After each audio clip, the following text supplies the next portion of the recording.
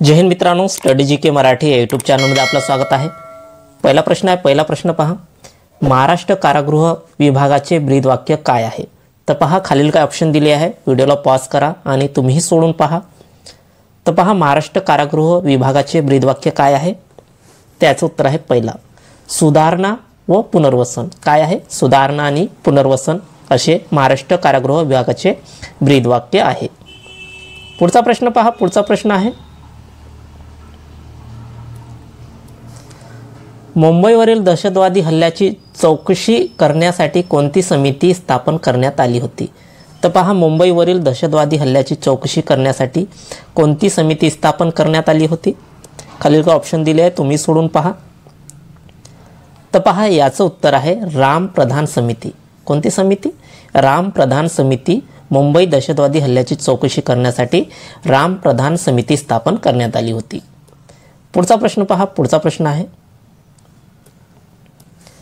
राज्य गुप्त वार्ता विभागाचे घोषवाक्य काय आहे? तर पहा, राज्य गुप्त वार्ता विभागाचे घोषवाक्य काय आहे? खालील काही ऑप्शन दिले आहे, तुम्ही सोडून पहा। तर याचं उत्तर आहे पहिला, दिशान्वेषण सत्यगन्वेषणार्थ। काय आहे? दिशान्वेषण सत्यगन्वेषणार्थ असे राज्य गुप्त वार्ता विभागाचे घोषवाक्य आहे। पुढचा प्रश्न पहा, पुढचा प्रश्न आहे, निराश्रित मुलांना सांभाळ करणारी संस्था कोणती आहे? तर पहा, निराश्रित मुलाचा सांभाळ करणारी संस्था कोणती आहे? पहा, याचं उत्तर आहे पहिला, बाल सुधारगृह। कोणते आहे? बाल सुधारगृह असे निराश्रित मुलांचा सांभाळ करणारी संस्था आहे। पुढचा प्रश्न पहा, पुढचा प्रश्न आहे, इंटरपोल हे खालीलपैकी काय आहे? पहा, इंटरपोल खालीलपैकी काय आहे? तर पहा, याचं उत्तर आहे पहिला, आंतरराष्ट्रीय पोलीस संघटना। काय आहे? आंतरराष्ट्रीय पोलीस संघटना। इंटरपोल खालीलपैकी काय आहे? तर आंतरराष्ट्रीय पोलीस संघटना आहे। पुढचा प्रश्न पहा, पुढचा प्रश्न आहे, वेरूळ इथे कैलास मंदिर ब्रॅकेट राष्ट्रकूट राजाने बांधले। तर कोणत्या राष्ट्रकूट राजाने वेरूळ इथे कैलास मंदिर बांधले? तर पहा, खालील काय ऑप्शन दिले आहे, तर याचं उत्तर आहे तिसरा, कृष्ण प्रथम। वेरूळ इथे कैलास मंदिर कोणी बांधले? तर कृष्ण प्रथम या राष्ट्रकूट राजाने बांधले। पुढचा प्रश्न पहा, पुढचा प्रश्न आहे,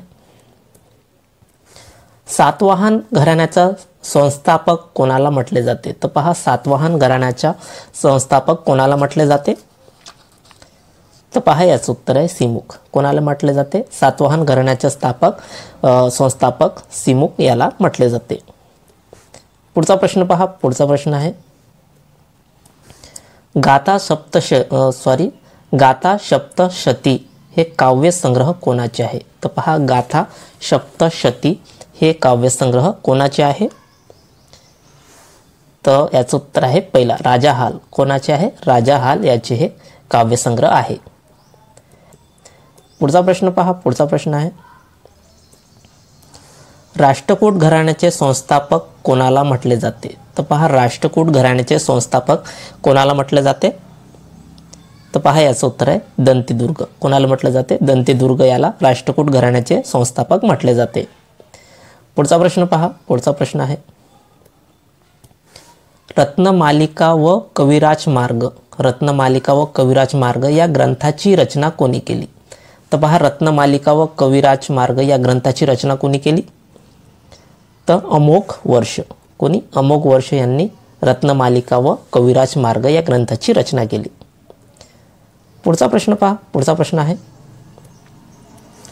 बजेट हा शब्द कोणत्या भाषेतून निर्माण झाला आहे? तर पहा, बजेट हा शब्द कोणत्या भाषेतून निर्माण झालेला आहे? तर पहा, याचं उत्तर आहे फ्रेंच। कोणत्या भाषेतून? फ्रेंच। बजेटला काय म्हणतात?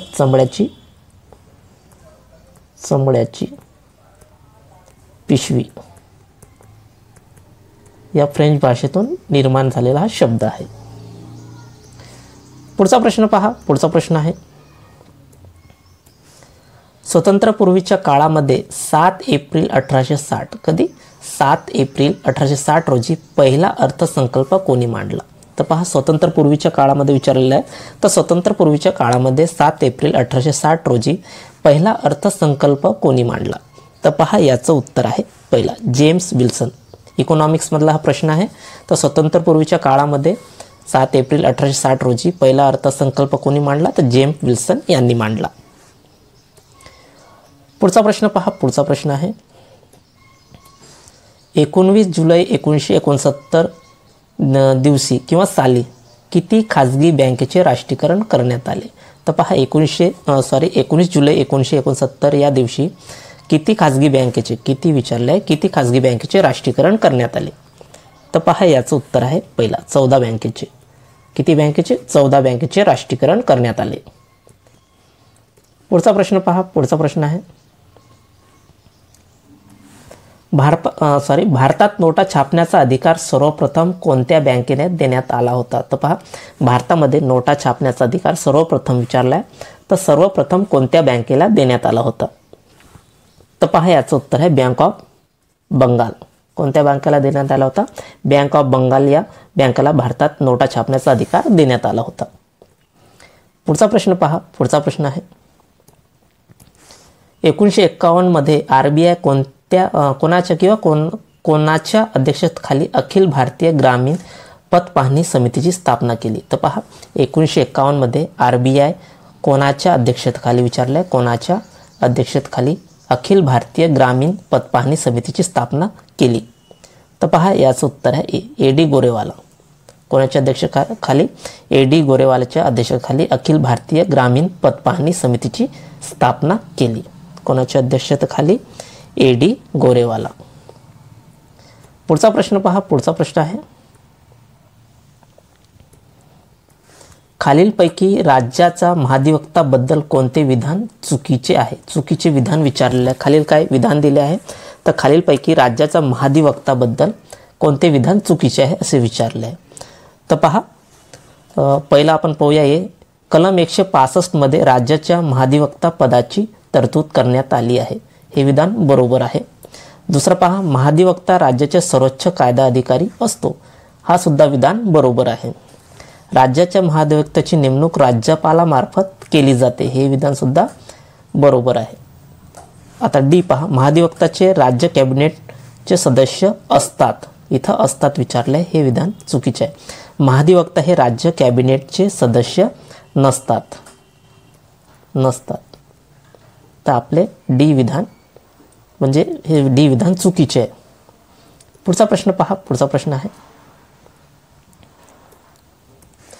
घटनेच्या कलम ब्रॅकेटमध्ये राज्य विधिमंडळाची तरतूद करण्यात आली आहे. तर पहा कोणत्या कलमामध्ये राज्य विधिमंडळाची तरतूद करण्यात आली आहे? तर पहा याचं उत्तर आहे A कलम 168. कलम 168 मध्ये राज्य विधिमंडळाची तरतूद करण्यात आली आहे. कलम 168 मध्ये. पुढचा प्रश्न पहा.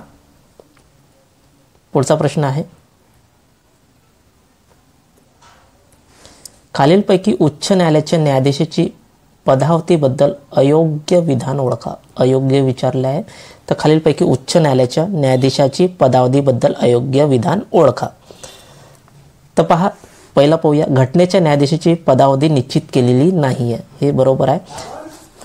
दुसरा पहा. दुसरा आहे न्यायाधीश राष्ट्रपती संबोधून आपला पदाचा सहीनिशी लेखी राजीनामा देऊ शकतो. हा विधान सुद्धा बरोबर आहे. पुढचं विधान पहा. पुढचं विधान आहे राष्ट्रपती न्यायाधीशास त्याचा पदावरून संसदेच्या शिफारशीनुसार दूर करू शकतात. हे विधान सुद्धा बरोबर आहे. वाचला आता आपलं शेवटचं विधान. न्यायाधीश आपले पद वयाच्या 65 वर्ष पूर्ण होईपर्यंत धारण करतात. तर पहा उच्च न्यायालयाच्या न्यायाधीशाबद्दल आहे. तर उच्च न्यायालयाच्या न्यायाधीशाचे आपले पद किती 65 नाही 62 वर्ष पाहिजे. तर आपला हे विधान D चुकीचं आहे. न्यायाधीश आपले पद वयाच्या 65 वर्ष पूर्ण होईपर्यंत धारण करतात.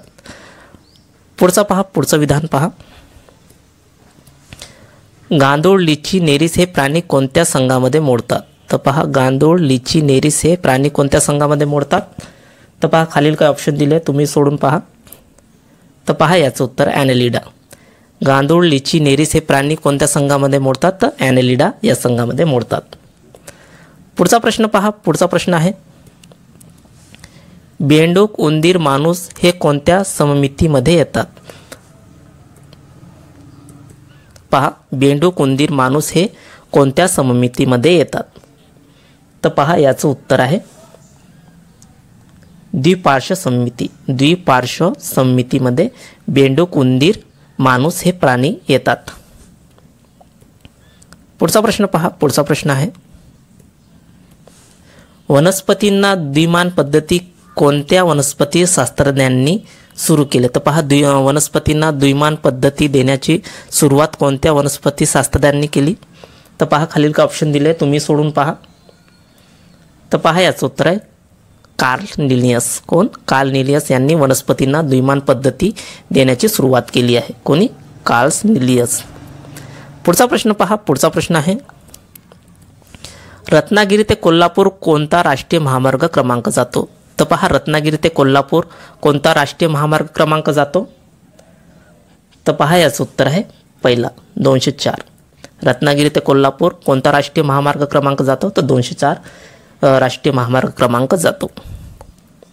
पुढचा प्रश्न पहा. पुढचा प्रश्न आहे कोल्हापूर ते कुंडाळ कोणता घाट लागतो? तर पहा खालील का ऑप्शन दिले आहे, व्हिडिओला पॉज करा आणि तुम्ही सोडून पहा. तर पहा कोल्हापूर ते कुंडाळ कोणता घाट लागतो? तर पहा याचं उत्तर आहे हनुमंते घाट. कोणता घाट लागतो? हनुमंते घाट लागतो. कोल्हापूर ते कुंडाळ कोणता घाट लागतो? हनुमंते घाट लागतो. पुढचा प्रश्न पहा. पुढचा प्रश्न आहे अजिंक्यतारा, मकरंदगड, सज्जनगड हे किल्ले कोणत्या जिल्ह्यामध्ये आहेत? तर पहा कोणत्या जिल्ह्यामध्ये आहे? खालील का ऑप्शन दिले आहे अजिंक्यतारा, मकरंदगड, सज्जनगड हे किल्ले कोणत्या जिल्ह्यामध्ये आहे? तर सातारा जिल्ह्यामध्ये. कोणत्या जिल्ह्यामध्ये? सातारा या जिल्ह्यामध्ये आहे. पुढचा प्रश्न पहा. पुढचा प्रश्न आहे आणि शेवटचा प्रश्न आहे हा कृष्णा एरळा या दोन नद्याचा संगम कोणत्या ठिकाणी होते? तर पहा खालील का ऑप्शन दिले आहे, व्हिडिओला पॉज करा आणि तुम्ही सोडून पहा. तर कृष्णा एरळा या दोन नद्याचा संगम कोणत्या ठिकाणी होते? तर ब्रह्मपुत्र. कुठे? सांगली या ठिकाणी. ब्रह्मपुत्र, सांगली या ठिकाणी कृष्णा एरळा या दोन नद्याचा संगम होतो. तर विद्यार्थी मित्रांनो हे आपले 25 प्रश्न होते. जर तुम्हाला व्हिडिओ युजफुल वाटले असेल तर आपल्या चॅनलला नक्की सबस्क्राईब करा, लाईक करा आणि शेअर करा आणि कमेंट्स करा. धन्यवाद. जय हिंद, जय महाराष्ट्र.